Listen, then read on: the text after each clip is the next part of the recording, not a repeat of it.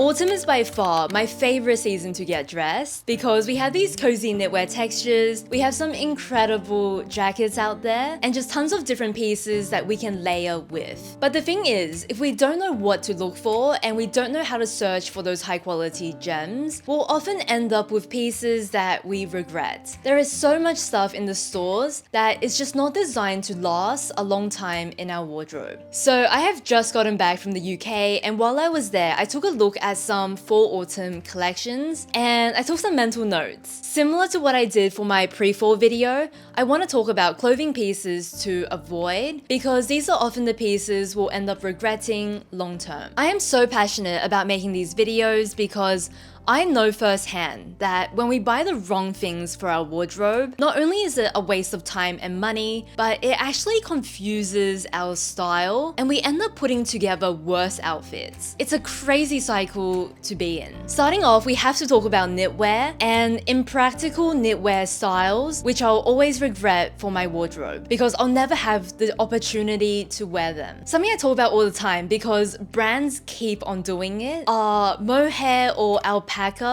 short sleeve knits. Recently, I've seen more and more of these. The reason why I feel like this is impractical is because alpaca can sometimes be 3 times as warm as merino wool. And then when you combine that cozy fabric with a short sleeve, it just kind of means that the weather is never right for the item. Alpaca is an amazing fabric, but it is suited to cooler climates and it's not appropriate for short sleeves or a tank top or any of these more summer transitional styles. This Reformation cardigan is very pretty, very expensive. The style of it just means that the cost per wear will never come down. I love the way this Woolen knit looks. It's so beautiful with the buttons, the short sleeve, but it's just not practical and I don't think I could wear this and really be able to style it in the way I want. You can layer things over this as it gets cooler, but it just kind of defeats the purpose of the short sleeve. I think the reason brands release these styles is because they look good. The alpaca gives the knit a really nice texture, so we end up with a cuter outfit.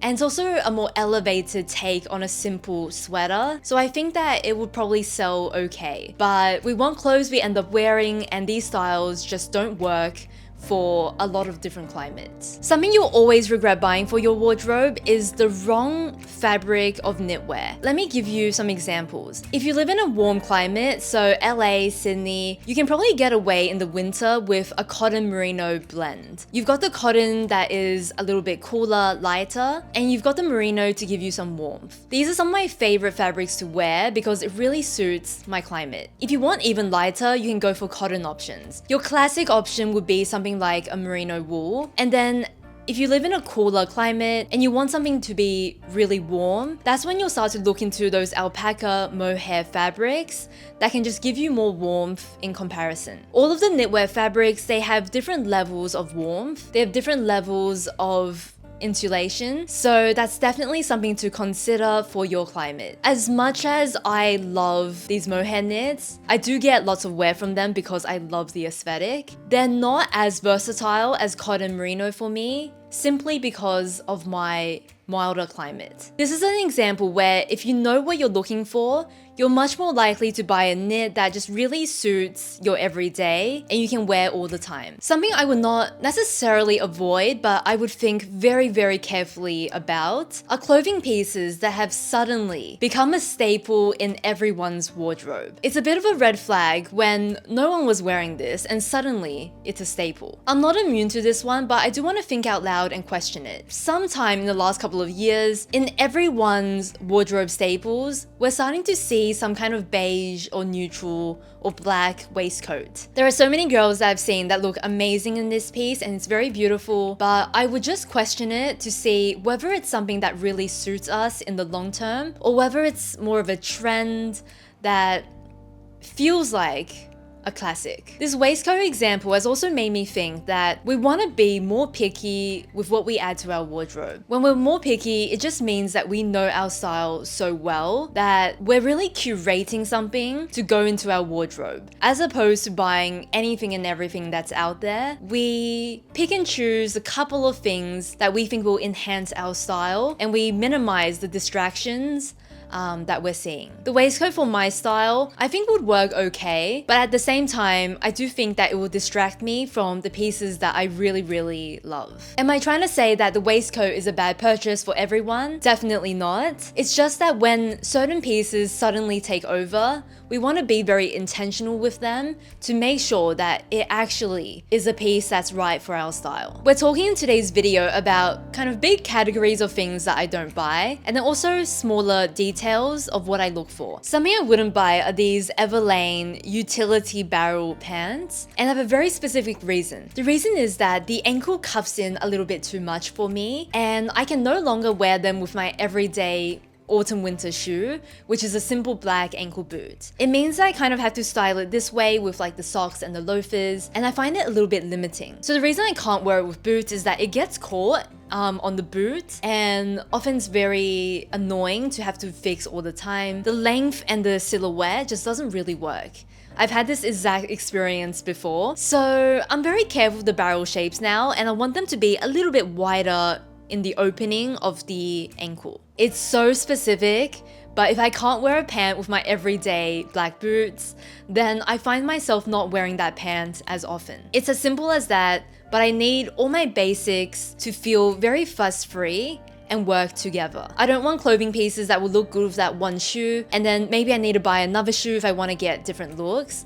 I want my clothing to work together. This is a better example of a barrel leg trouser. When the opening is a bit wider, it kind of glides over the boot, and it doesn't get caught nearly as much. And that is what I'm looking for if I purchase a barrel-shaped bottom. If there's something you disagree with in this video, do let us know in the comments, because it just gives me a different perspective. I think it'll help other people out as well, so do share. But something that is a no-no for me that I will avoid are these calf-length boots. So a little bit of context. For my leg shape, I definitely have my widest point at my calf, and anything that ends there, I would say is extremely unflattering on me. If you have a different leg shape, it could be different, but for me, that's my widest point. And this length is just so unflattering. If I were to wear it with shorts or a shorter skirt, it cuts me off so awkwardly. And then if I wear it with a longer skirt, what I find is that the shaft of the boot is quite wide, and it also feels a little bit unflattering. This length of boot doesn't really make too much sense to me. I would just do an ankle boot or something higher, and I'm not a fan. Something else that I personally avoid are any boots where the ankle is very wide. These, in my opinion, just are very hard to wear. They're not as versatile, and I've really yet to see them styled in a way that's super flattering. It kind of ties back to why I love the Chelsea boot so much. The elastic almost brings in the ankle a little bit. I find that very flattering. I find that any kind of taper, however subtle, is good, as opposed to very straight, very wide on the ankles. Let's go back to knitwear. I want to talk about these incredible, very textured, cozy knits. So think boucle, think mohair, alpacas, any material that has that very textured look. So with these sweaters, I often avoid them at a lot of stores because they are made up of entirely acrylics. This can mean like fast fashion stores like Mango and Zara, where they'll make it from acrylic, but it can also extend to high-end stores. For example, J. Crew, this is mostly acrylic and at a pretty high price point. And then it gets worse when I look at this Dowen jacket. This jacket is so beautiful. It's almost 1,000 Australian dollars. It's got so much acrylic in there. So I was thinking to myself, possibly it's because of this texture and they need some kind of acrylic to make it. But then I just remembered there are so many yarns that I've seen where it's got that boucle texture,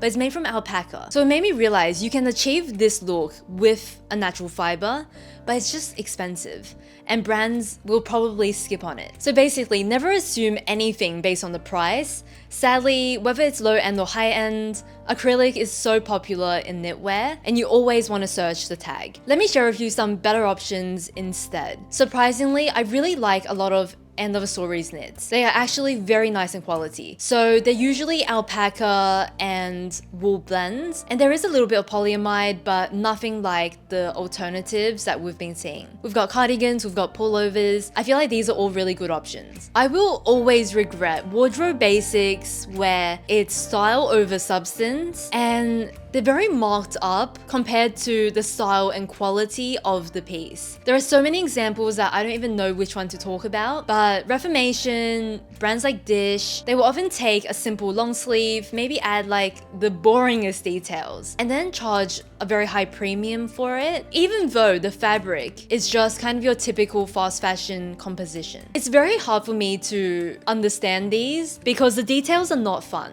They're not interesting, they're so bland, and the fabric is not good. So there's very little going for this piece for me. If it was a little bit more interesting, I would consider it a basic with a twist, and that is so worth it in a wardrobe. If it was better in fabric, it would be a high quality classic, and again, worth it in a wardrobe. But there are so many of these items where the fabric is bad, the style is very boring, and they're really expensive for what it is. And I just can't get on board with these. I used to think that if I spent more on a basic, maybe there was something special about it, maybe it was better quality. And I've tried enough to let you know that there really isn't anything special. It's just very marked up. The better alternative for me is always to go to Uniqlo, to go to Everlane, to go to any of these brands, J. Crew, and just get their basic style in a better fabric. Or you want to go searching for those elevated items that actually look really cute on and will make your everyday style that much better. If you're wondering why these are not basics with a twist, I think they're very much lacking in perspective. So basics with a twist for me is something that has perspective.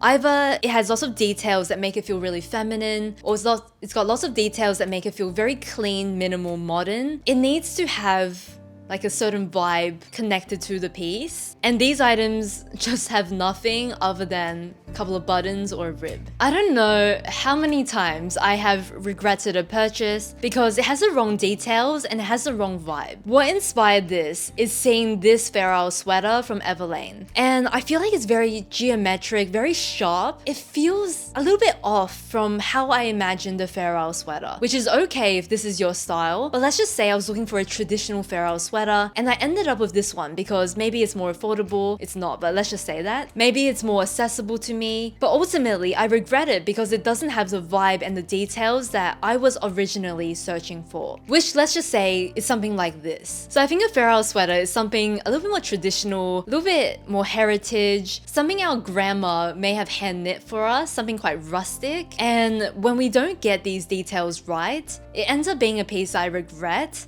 because we haven't captured that quality with the piece that I've bought. There is such a difference between these two sweaters, and even though technically it's the same kind of thing, they could not be more different to me in terms of the vibe. This is where planning, intention, understanding our personal style is everything. I find that when I spend a little bit of effort comparing things, figuring out why I like certain items, how I want to wear it, if I spend a little bit of time here, it really does ensure that I end up with a much better purchase and I end up getting what I want with the right details. I'm really quite annoyed at my past self. How many times I got something because it was more accessible to me, it was easier to get my hands on, whether it meant like cheaper so I could buy it now, or literally like they have a store in Sydney, as opposed to waiting a bit more, getting the item I actually want with the right details that will make my outfits better, that I will like better and have in my wardrobe for longer. There is a certain kind of trouser out there where every time I wear it, I feel a little bit shorter. I feel a little bit bulkier, less sleek, and it makes me feel a bit frumpy. This trouser, now I know, is a woolen trouser. So let me explain this one quickly. When it comes to wool trousers, there are two types. We've got worsted and woolen. Worsted is what you think of when you think of suiting. Very smooth, tightly packed kind of fabric, suiting. And then woolen is kind of like flannel almost, where you've got the little fibers, it's less smooth, it's a little bit rougher sometimes, and it's very common in Cezanne trousers, which kind of explains why a lot of Cezanne trousers don't work for me. When I shorten them to my right length, they never feel elongating to me. They always feel a bit bulky. And it comes down to the fact that it's this woolen fabric that doesn't have the drape and movement and sleekness that I like. I have come to really avoid woolen trousers, and when you're shopping online, you really need to zoom in to see like the texture. Usually you'll see kind of a bit more of that flannel texture or a bit of a fuzz to it. Whereas in stores, it'll be very obvious when you feel it and it doesn't feel like a light suiting. It feels like woolly. That's when you know. If you were thinking this is warmer because it's thicker, it's not always the case, because with the worsted options, they're very packed down, so to create that smooth shape. Whereas with the woolen, sometimes it's not as tightly packed,